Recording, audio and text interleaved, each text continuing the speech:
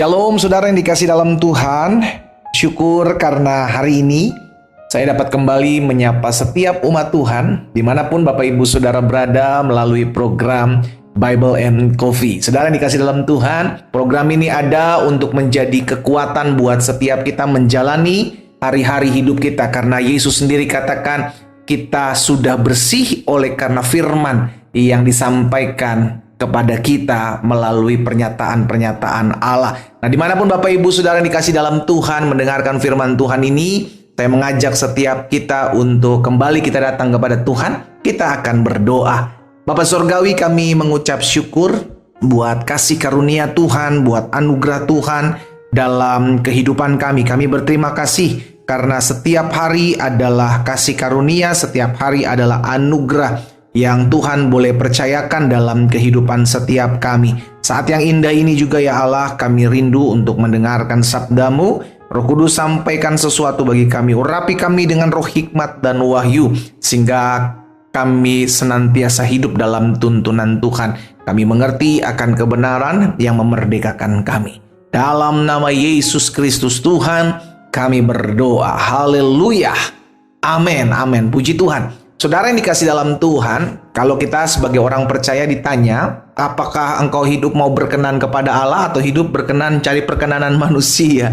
Tentu kita akan bilang kita sebagai orang percaya, sebagai anak Tuhan Yesus, kita pasti harus selalu mengejar perkenanan Tuhan. Iya kan? Karena itu yang Tuhan mau, saudara dikasih dalam Tuhan. Tapi pada realitanya, pada kenyataannya, seringkali, saudara dikasih dalam Tuhan, kita cenderung lebih suka menyenangkan hati manusia, lebih suka mendapatkan perkenanan dari manusia daripada perkenanan Allah, saudara dikasih dalam Tuhan. Itu sebabnya ujung-ujungnya kita akan lebih menginginkan dan melakukan apa atau sesuatu yang menyenangkan hati manusia ketimbang menyenangkan hati Tuhan. Iya kan? Kalau kita mau jujur gitu saudara. Itu sebabnya Alkitab berulang-ulang mengajarkan kepada setiap kita, ayo kejarlah perkenanan Tuhan, lakukanlah perkenanan Tuhan. Sehingga ketika kita tertanam dalam firman Tuhan, kita selalu diingatkan, yang saya harus lakukan di bawah kolong langit ini, di muka bumi ini, bukan menyenangkan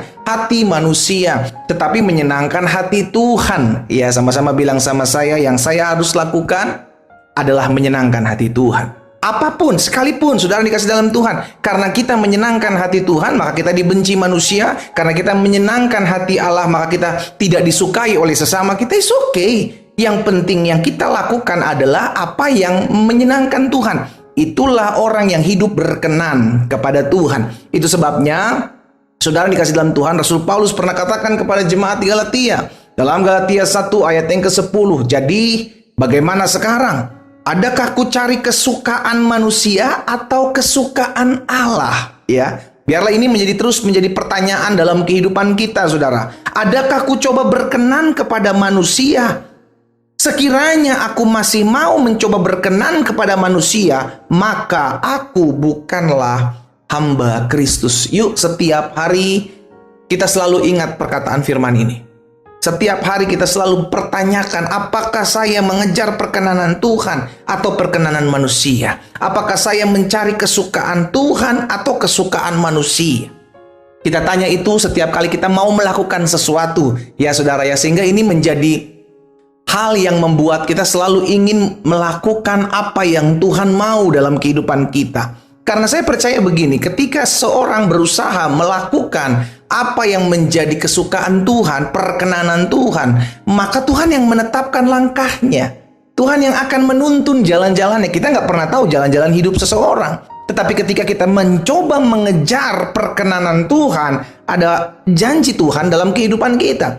Di dalam Mazmur 37 ayat 23, Tuhan menetapkan langkah orang yang hidupnya berkenan kepadanya. Jadi kalau ditanya setiap kita hidup, kenapa harus hidup berkenan? Supaya Tuhan menetapkan langkah kita. Karena kita nggak tahu jalan hidup kita kemana. Tetapi ketika kita berusaha untuk melakukan, menjalani perkenanan Tuhan, kesukaan akan Tuhan untuk kita lakukan sesuatu, maka Tuhan yang akan tuntun kita. Tuhan yang akan arahkan jalan kita. Tuhan yang akan tetapkan setiap langkah kehidupan kita. Jadi saudara dikasih dalam Tuhan, yuk setiap hari saya mengajak setiap umat Tuhan yang olehnya Tuhan percayakan hari ini mendengarkan renungan singkat melalui program Bible and Coffee ini, ayo carilah perkenanan Tuhan, kejarlah kesukaan Tuhan. Kalau kita diperhadapkan dengan apakah saya harus menyenangkan hati manusia atau hati Tuhan, maka pilihlah untuk menyenangkan hati Tuhan. Sekalipun banyak manusia akhirnya memusuhimu karena engkau berindu untuk melakukan perkenanan Tuhan.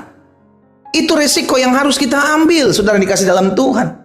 Sehingga akhirnya kita tahu, oh setiap kali saya diperhadapkan dengan pilihan, apakah saya harus hidup berkenan kepada manusia atau saya hidup harus berkenan kepada Allah, maka saya harus memutuskan, saya harus mengejar perkenanan Tuhan. Sekalipun ada banyak orang menyinyir saya, sekalipun ada banyak orang gak suka terhadap apa yang saya lakukan, selama saya mengejar perkenanan Tuhan, selama saya melakukan apa yang Tuhan suka untuk saya kerjakan, maka Tuhan yang akan menetapkan langkah-langkah hidup setiap kita. Katakan amin. Nah, jadi pertanyaan selanjutnya adalah, pendeta, bagaimana hidup berkenan kepada Allah? Iya kan?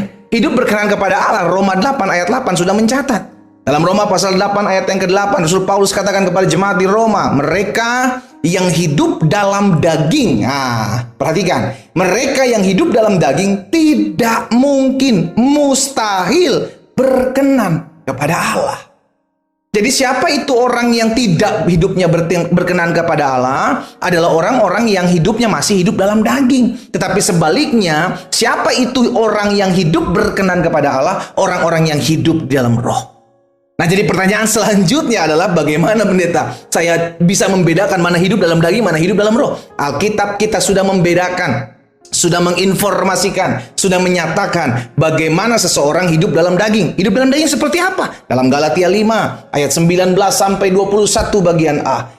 Perbuatan daging telah nyata, yaitu, lihat saudara, percabulan, kecemaran, hawa nafsu, penyembahan berhala, sihir, perseteruan, perselisihan, iri hati, amarah, kepentingan diri sendiri, percideraan, roh pemecah, kedengkian, kemabukan, pesta pora, dan sebagainya. Itu adalah perbuatan daging. Jadi orang-orang yang masih melakukan apapun yang tertulis dalam Galatia 5 ayat 19 sampai 21 bagian A, saudaraku, saya mau pastikan engkau belum hidup berkenan kepada Allah.